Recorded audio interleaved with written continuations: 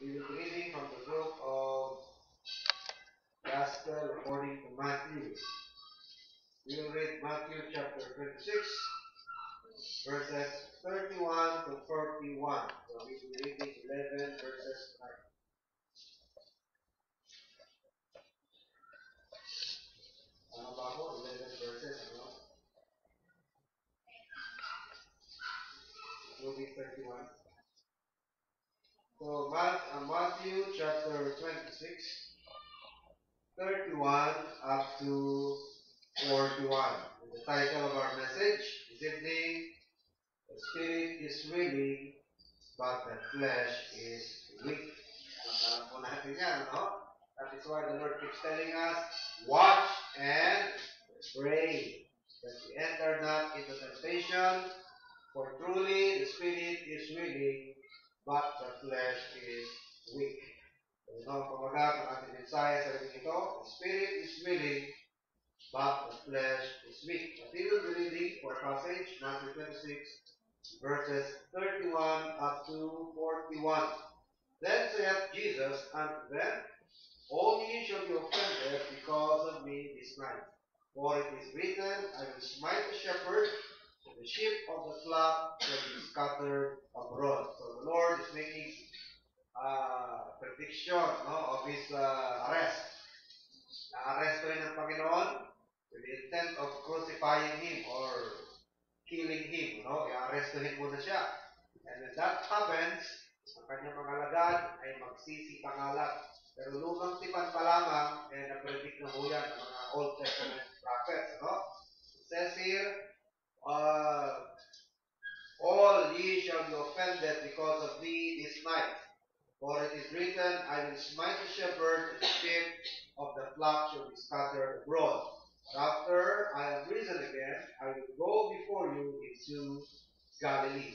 Tapos na ako ay bumangon sa mga patay. Yan po ang words na ulit-ulit na binibigkas ang Panginoon sa kanyang mga alagad. Pero hindi pa rin maunawaan. Hindi pa rin magsisink in. Ano bang ibig sabihin ng Panginoon na I will go before you into Galilee? Ibig sabihin niya, matapos akong mapatay, babangon ako. At pag bumangon ako, ang meeting place natin Galilee. Kasi mangyari ang kanyang pagkapako sa krus, Jerusalem, di ba? It will take place in Judah. Ano ba ang birthplace ng Panginoon? Di ba ang birthplace ng Panginoon is hindi ba na birthplace? Hindi. Yung kanyang lugar na kinalakihan, doon siya lumaki. Di ba? He was the man of Galilee. Di ba? The man of Galilee, he is from the town of Nazareth. And Nazareth is in Galilee. Sabi niya, pag ako'y magbangon, I will be crucified, I will be slain, but I will rise again. Pag ako'y bumangon, ang meeting place natin, Galilee. But what happened? What happened? Ano nangyari? Nung may palibing ang Panginoon, sabi ng mga alagad, sabi ni Pedro, mangingisda ako. Diba? At ano sabi ng mga alagad? Asana kami. So, para bang tapos na lahat ng kanilang mga pinangarap, lahat ng kanilang mga pinagsimulan, lahat ng kanilang mga naging mithiin sa buhay, nakasama ang Panginoon, lahat ng kanilang mga pinangarap, na mangyayari, iwanin bagang natapos ng lahat ng may pako ang Panginoon sa krus. So, anong ginagawa nila ngayon? Back to normal life na. Dati tayo mga mangingisda, wala na yung pangako ng kingdom. Expectation nila, i-restore ang kingdom ni David. Kasi during that time, they were under the Roman bondage, correct? Sa ilalim sila ng Imperyong Romano. Pagkakalam nila, pagdating ng Mesiyas, i-restore ang kingdom ni David at ipatatalsikin ang mga Romano. Kaso lang, kung kanilang in-expect na Mesaya na magsasakatuparan ng bagay na, naipako sa krus. Kaya sabi nila, it's over. Sabi ni Peter, I'll go fishing. Patay na siya. Pinako, nailibing na. It's over. Mangingisda na uli ako. And the rest of the disciples said, kami rin, we'll go with you. So all night long, sila po'y nagpagal, isda. Fortunately, they were not able to catch anything. Wala silang nahuli. Sabi ng Panginoon, habang sila nasa pangpang ng Galilee, yung Sea of Tiberias, Sea of Galilee yun. Anak, come and dine. Hindi kayo dito, kumain kayo. Biyaya sila ng Panginoon kumain. Sabi ni John the Beloved, ang Panginoon. Peter immediately jumped, at lumangoy, papunta pumunta sa Panginoon. So ito yung bagay na hindi nila maintindihan. Sabi ng Panginoon, when I rise again, I will go before you into Galilee. 33, Peter answered and said unto him, though all men shall be offended because of thee, yet will I never be offended. So here we can see Peter claiming superiority. Here, Peter is claiming tenacity. Siya po'y nagkiklaim na nasa kanya yung ganong klaseng dedication, Nasabi niya, bagaman lahat matitisod dahil sa iyo. Kung lahat kasi sabi ng Panginoon, tonight, all of you will be offended because of me. Diba yung nasabi ng Panginoon? Inuhulaan na ng Panginoon na tonight, all of you will be offended tonight because of me. Sa gabi ito. Dahil yung gabi na yan, yung gabi na tatakmain at na-arresto ng Panginoon sa alamanan ng Gethsemane. Diba? Sabi ni Judas, ang aking nahalikan, siya ang inyong dadabahin. Sinabi ni Judas, Rabboni o Rabbi. Hinati ng Panginoon ang kanyang halik. Kaya nauso yung expression na halik Judas. Halik Judas means traidor. Bumalik siya sa Panginoon, ang ibig sabihin pala pinagkanulo niya ang Panginoon. Diba? At nung mangyari yan, ano nangyari sa mga lagad na nangakong, mamamatay kami kasama mo. Diba? Nagpulasan sila, nagkanya-kanyang takbo. Correct? At sabi ng Panginoon, bago nangyari yan, tonight, all of you will be offended because of me.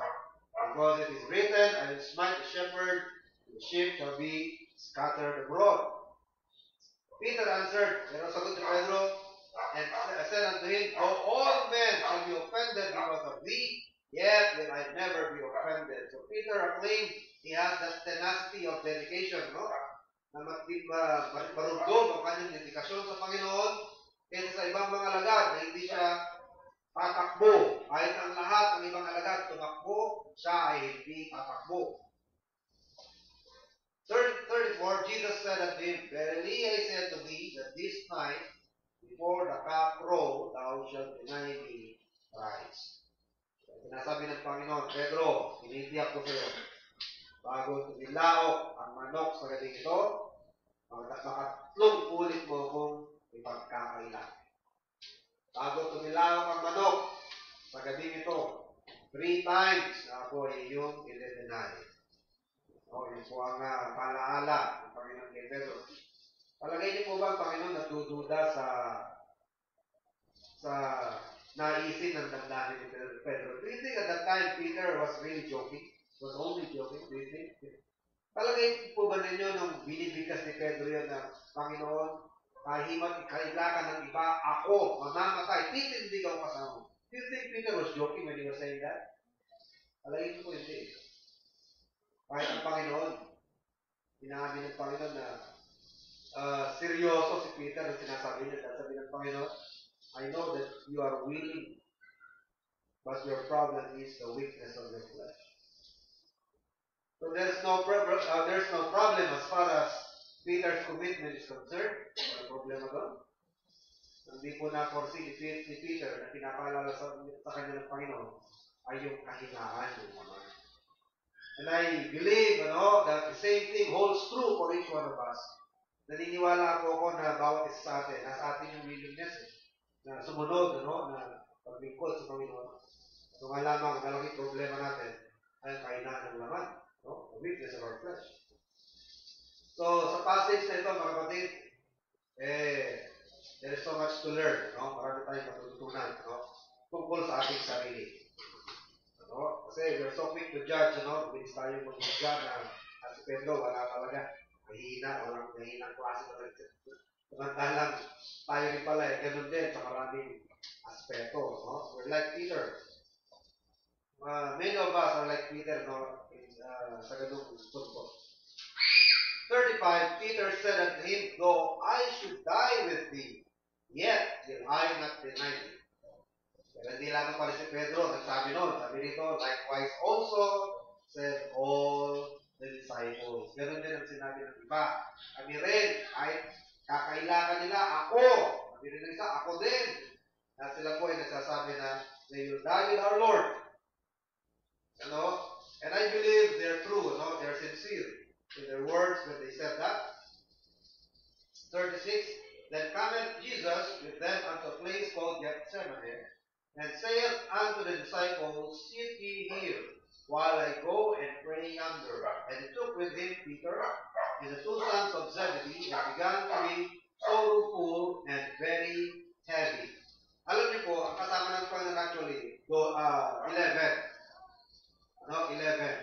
So nga lamang, when they reached the garden, yung 8, iniwan niya sa isang portion ng garden at tinawag niya yung tatlo ng bukod. So nakikita niyo yung picture? Nandito yung 8 at sinama niya yung tatlo. So, babagtagan na lamang natin na the inner circle. Yun yung tatlo na inner circle ng Panginoon. Peter, James, and John. So here are the 8. The 3, sa Panginoon, lumayo sa tatlo. Mga isang bato ang distansya. Hahagis ka ng bato, according to the Bible, ganun ang distansya ng Panginoon. So, Panginoon, yung tatlo at yung 8. No? Kaya, kung babasahin yung buong passage, di ba, Panginoon, binabalikan niya yung tatlo. At babalikan niya, parating tulog. Pag nakita niya tulog, aalis ulit siya at nanalangin. Pag babalikan niya, tulog na naman. I-rebuke sila ng Panginoon. Hindi ba kayong manalangin man lamang ng kahit 1 hour na tulungan niyo ako sa panalangin? You help me in prayer. So, yun ang hiling ng Panginoon sa kanila. At yayaw na naman ng Panginoon. Pag babalik na naman siya, lumaki ka na niya. Tulog na naman sa panalangin. Ano?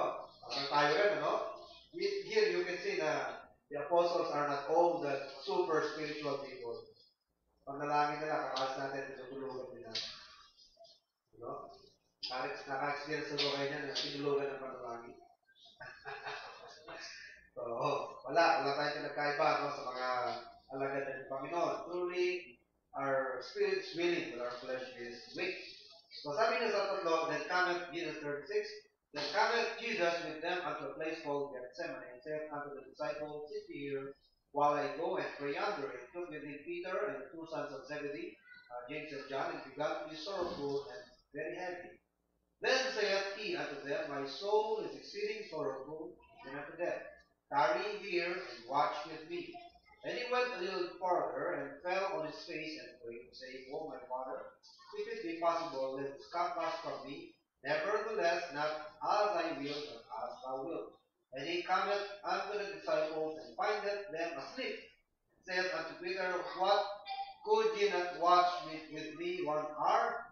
Watch and pray that ye enter not into temptation. Spirit indeed is willing, but the flesh is weak. Okay? So ano ang mga lessons dito, mga kapatid? That the Lord restated Peter's weakness. Pinalaala ninyo ng Panginoon kay Pedro ang kanyang kahinaan. Kasi medyo nag-a-claim nag-claim na si Peter na ganun siya ka-dedicated sa Panginoon. Para bang superior siya sa iba. Sabi niya, kahit sila, diba? Sabi niya, kahit silang lahat, pagkakaila ka, ako, mamamatay akong kasama mo. So, anong kiniklaim dito ni Peter? That he is of more tenacious dedication than the rest of the apostles. Pero pinalaala sa kanya ng Panginoon na bago tumilaok ang ano. You will deny me 3 times. No? Later that evening, he urged Peter to watch and pray. At pinakita ang pangangailangan na yan, when he said that sa Matthew 26:41. Kailangan niya manalangin, magbantay. Why? Because spirit is willing, but the flesh is weak. At upang hindi sila mahulog sa temptation. Karaniwan, masyado natin nai-magnify. Alam niyo yung ma-magnify, parang pinofocus,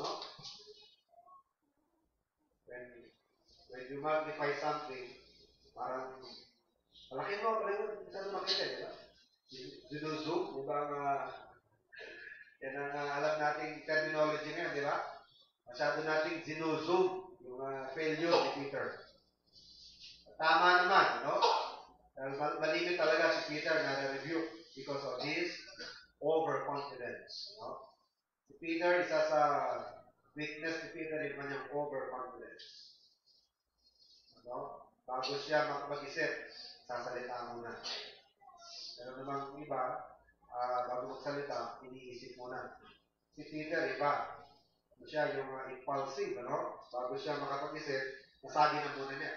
Kaya may asipin niya, sabi ko, diba, malingat pag may tinatanong ng Panginoon, what do you think of me? Agad-agad, nasagot si Peter, Peter, thou art the Christ, the Son of God.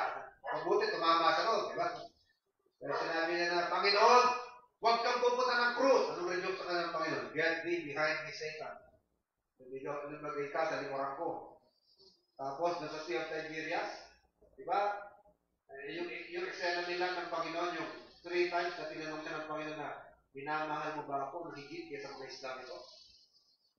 Sabi niya, Panginoon, alam mo, mahal kita, pero it's not the kind of love that I am boasting. It's the weak kind of love. Sabi ng Panginoon, feed my sheep. Lovest thou me more than this? Referring to the fishing. Lord, you know that my bragging of my love is not true. I love thee, yes, but not with a strong love that I am boasting. It's a weak kind of love. With my love. Tatlong ulit siya. Napaka-sentimental ng event na yun. Napaka-sentimental nun. Pero pagkatapos lang nun, nakatingin mo ganyan ng rebuke, di ba? Naalala niyo ba yun? Paano siya na-rebuke ng Panginoon? Naalala niyo ba? Na nakita niya si Juan, paano naman to? Anong gagawin ito? Ano sagot ng Panginoon? Kung gusto kong magmanatili siyang buhay hanggang sa pagbabalik ko, wala ka nang pakialam doon. Just basta gawin mo ang pinapagawa mo. Naalala niyo ba yung mangyayari? Kasi sabi ng Panginoon, Pedro, mamamatay kang martir. You will die a martir. Nung nakita niya si John, siya naman, ano naman siya? Sabay mabubuhay ng martir, mamamatay na martir, o sabi ng Panginoon, ano pinapagawa ko sa iyo? Ano gawin mo? Hindi niyo ibang tao. Just follow me. Ano? So, yun talaga ang character ni Peter. No? Pero naniniwala ako mga kapatid na in this particular event, kung sinasabi niya na, I will die with you, alangin mo, seryoso sa Lord. And the Lord is not doubting His seriousness. And the Lord is not doubting, yung attribute ng kanyang, yung spiritual attribute niya. Kasi po, kung sabihin natin na mahina spiritually si Peter, bakit siya yung sinabihan na thou art Peter upon this rock I will build my church? Bakit si Satanas nagkaka-interest sa kanya? Sabihin natin na si Peter, meron siyang spiritual strength. Di ba si Pedro nagkaka-interest kay Satanas? Isang araw sabi ng Panginoon sa kanya, Peter, alam mo ba na ina-arbor ka sa akin ni Satanas? Alala niyo yung verse na yan? Gusto kang ilingin sa akin ni Satanas at ligligin na kagaya ng trigo. But I have prayed for you, sabi ni Christ. At pag malakas ka na, strengthen your brethren. Alala niyo yung verse na yan? Hindi. Hindi nyo naalala. Hindi nyo pa nabasa. O hindi nyo natatandaan.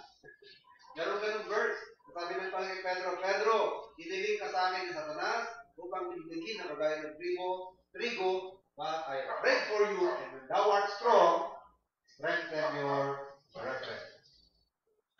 Kung wala siyang spiritual strength, hindi siya yung kakausapin ng Panginoon na lovest thou me more than this, feed my sheep, feed my lamb, and then feed my sheep. Kung merong spiritual strength, kaso lamang, ang hindi nga, siguro na, hindi naintindihan pa ni Pedro, na kahit na willing ang ating spirit, ang ating spiritual, nasa atin yung desire, nasa atin yung isip na gusto natin gawin isang bagay, nasa atin yung pagnanais, kaso lang ang kahinaan natin yung ating laman. Ang hina ng ating laman. Naniniwala ako, marami tayong mga kapatid na wala ngayon. Gusto nila mag-permit, kaso lang natatalo sila na. Gusto nila, palagay ko na maki-permit. Kaso lang, pagdating ka naman ba, galing ka ba? Pakubo, parang hindi na ayaw, pakubo. Lalo na pagka nabigyan mo na ng kape at itaas na yung paa. Nabuksan na yung balita. Sarap ng ipagpatuloy, hindi gana, itulog. Natalo ng lang. Diba? So, before we point a finger on them, isipin po natin na salamat na lang tayo na the Lord gave us grace na kahit na wala naman sa ating hindi pagod diba? Paghapon na. Diba? Pero kahit napagod kayo, still God gave you the grace to come. May bibigay na biyaya sa inyo na most probably, they will withhold sa kanila. Alam niyo po ba na yun yung pagpunta rito at ang aking pagpunta rito sa biyaya rin ng Panginoon? We cannot boast.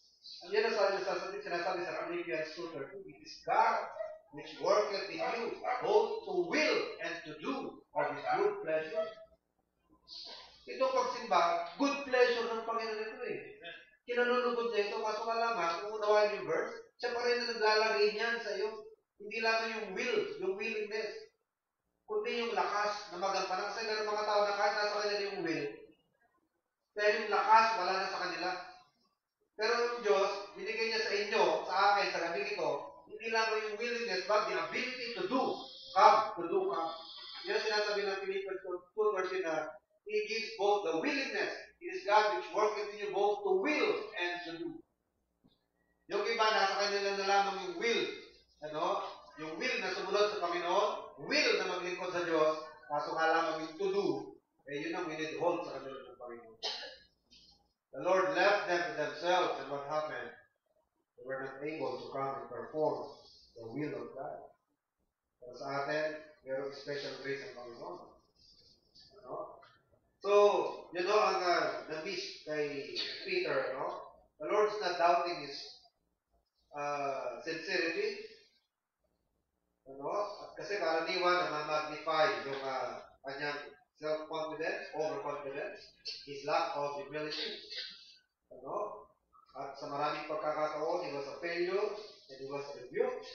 Ano?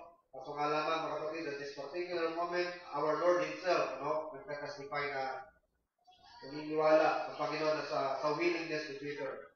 Kaso nga lamang, ang overlook ni Peter ay yung kahinaan ng laman. Lalo pa pag naunahan ka na ng takot. Diba? Naunahan ka na ng takot.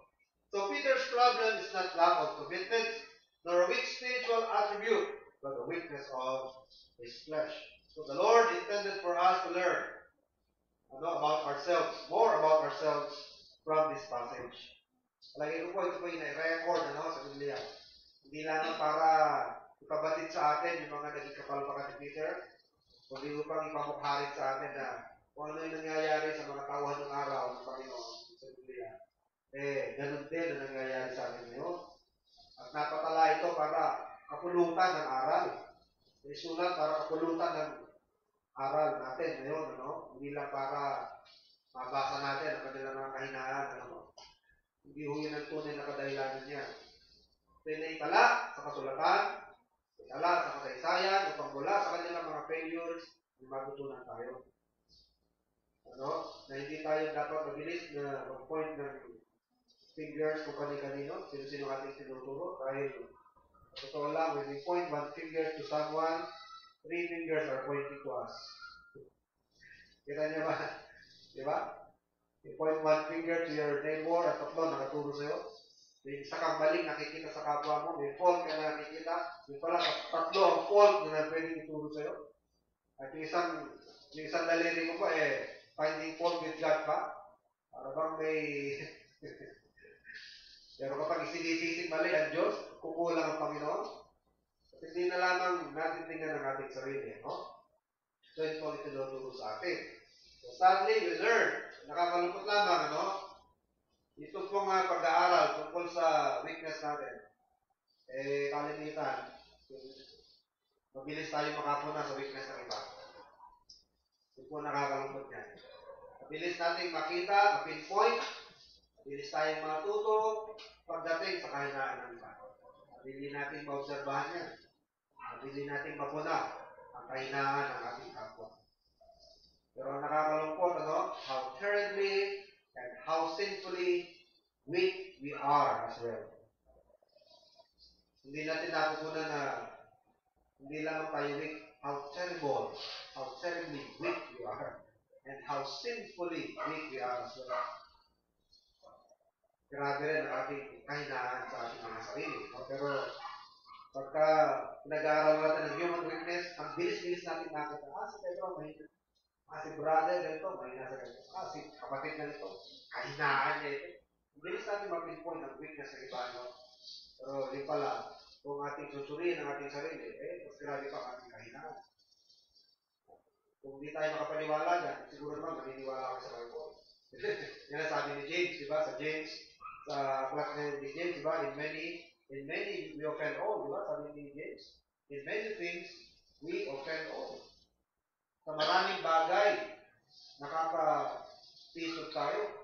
At sinabi ba dun sa verse sa James, if any man offend not in word, kung hindi ka na nakakasala sa bibig mo, sa particular aspect pa lang yan, hindi pa yung thought. Sa bibig pa lamang, gamit ang ating dila. Sabi ni James, if any man offend not in word, the same is a perfect man. Parang may halong insulto ito, no? Kung hindi ka na nagkakasala sa dila, perfecto ka ng tao ka. Eh, sino ba sa atin ang aming perfecto na siya sa buhay na ito, no? As far as our experiential living is concerned in this planet, yung ating pong pamumuhay, practical living sa mundo ito pag-usapan, so wala pong perfecto sa atin. Yan ang sinasabi ni James na if you do not offend in word anymore, eh, you are a perfect man already. Perfecto ka na. Ang ibig sabihin ni Pedro, ni James, wala pang tao perfecto.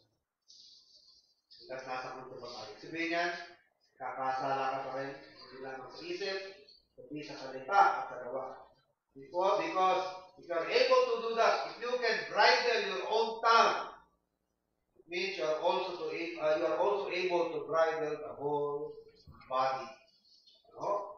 This weakness is usually seen in the use of our tongues. Hindi dyan. Nakakalungkot, minsan pati preachers, kasali dyan, no? Minsan we're not careful, no? With the use of our tongues. Kasi sa mga preachers, minsan, temptation nito sa mga preachers na minsan, feeling mo, mas superior ka sa iba. Feeling ka ng superiority. Minsan, madali mo mapuna yung ignorance ng iba. Ay, nasa superior na yan. Hindi nag-aaral yan. Walang alam yan. Minsan, kahit hindi mo bineverbala siya, nasa isip. Walang alam yan. Hindi naman nag-aaral yan. Makapo na tayo sa mga preachers, takamat yung mga yan. Minsan, pagka nare-realize natin yung kamalian natin, pag-pray natin, yung sa ganitong attitude ay very critical attitude, sabi tayo mag-critical. Pero kahit ipag-pray mo, minsan bumabalik na naman. Pansin nyo ba yun? Di ba pagka nagiging critical ang spirit natin, hindi ka naman happy? Happy ba tayo na masyadong critical sa spirit? Hindi naman tayo happy yun. Lalo na pagka nare-remind ka, na pinagagawa ko yun. Ganito. Hindi ka happy yan eh. So what to do? You pray. Pinapanalangin yan. I do not like this. I don't like what I feel. Hindi ko namin gusto itong nararamdaman ko. Bakit ako ganito? Bakit ako ganito makapapaglas ang aking kapwa? Pero kahit panalangin mo, yun na nga ang weakness of the flesh. Bumabalik na naman. Nagiging ganun yan. Kaya anong remedy dito mga kapatid? Ay yung panawagan ng Panginoon. Ano yung panawagan ng Panginoon? Watch and pray. Ano yung ibig sabihin yan mga kapatid? Maging mapanalangin tayo. Panalangin na, maging that we become more, in our interceding. Maging intercessor tayo and less a critic. That we learn to intercede more. Matuto tayo na maging mapanalangin. May nakita ng kahinaan ng iba. Sali na pagkwentuhan yung kahinaan ng iba din. Ipanalangin mo na lang siya, di ba? Kaya makita mo yung kahinaan ng isang tao, isang kapatid, at siya yung maging almusal o tanghalian niyo sa kwentuhan, hindi, sali na, ano na gawin niyo, di, panalangin mo na lang siya. And then, criticize them. Hindi na sinasabi ng Panginoon na watch and pray. Kasi nga, minsan kahit gusto ng isipan natin, gusto ng dagdagan natin na makasunod sa mga panagtunan ng Panginoon sa kanyang kalooban, yun nga, mahina ang ating laman. Kahit si Pablo, hindi lamang kay Pedro totoo yan, hindi lamang si James ang nagsasabi niya, kahit si Pablo. Ano sabi ni Pablo? Oh, wretched man. At sila mga kapatid, they represent us. Sila rin po ang nagre-represent sa atin. Kung ano yung nararamdaman nila yung araw, ganun din tayo. Mga wretched tayo. So we might as well pray, to learn, to intercede more and criticize less, to discipline our tongues. And most importantly, to watch and pray. Why? Because the spirit is willing, but the flesh is weak. At minsan, naalala natin yung kamalian natin, sinapanalangin natin yan, nandun pa rin yung tendency na bumabalik-balik pa rin yan. Eh, anong advice sa atin? Hindi pa rin magbabagong advice ng Panginoon. Prayer. Pag-prayer mo na mo watch and pray. Enter not into temptation. Dahil sa totoo lang, marami tayong tama na gustong gawin. Marami tayong gustong gawin para sa Panginoon. Marami tayong pinaplano. Marami tayong pinabalak. Anak, sa tawag ito, 2012. Kaya kung maging idol, maging fruitful ako, sana mas maging masigasig ako, lalo pa, may mahakay sa Panginoon. Usually, pagka kina-challenge tayo naniniwala ako na wala namang may ayaw din no? Kaso nga lang, pag i-actual na, doon nagkakadiferensya. Mahina ang ating ano po ang ating remedyo? Matthew 26:41. Watch and pray. Okay, tayo tumayo. Kasi ito po sa ating panalangin. Pagkilang Diyos at aming makapangyarihan Ama, salamat po sa pag-aala at sa Ama sa kalooban ito'y naipatala ang mga naganap sa buhay ng mga lingkod, nilang mga maupang pagbuka sa amin at kanilang mga naging pagkukulang, isalamin din po namin ang mga sarili, mula sa kanilang mga failures, hindi po ang mga mawaringan, at nakita rin po namin ang mga sarili, upang higit na sa inyo po ay manalig sa aming ikatututo, ikatutuloy ng aming pamumuhay, lalo na ng aming mga pag-iisip sa araw-araw. Sa maraming pagkakataon na hindi mo namin nagugustuhan ang laman ng aming isipan. But we cannot help it. Out of the weakness of our flesh, ay hindi iyan pa rin po ang dudong ng katao. Tulungan mo sa naman na ating malaala na sa ating pagpiestahan, kailangan ng isang tao, kung ito isang manalangin para sa isang tao, kapatid, at hindi ka naman na aming naiisip, at makaunawa sa inyong salita, at pagtagumpayan din ang kanilang mga kahinaan. Ano po man, hindi po natin malimutan ang mga leksyon natin po sa pakinggan sa rin ito.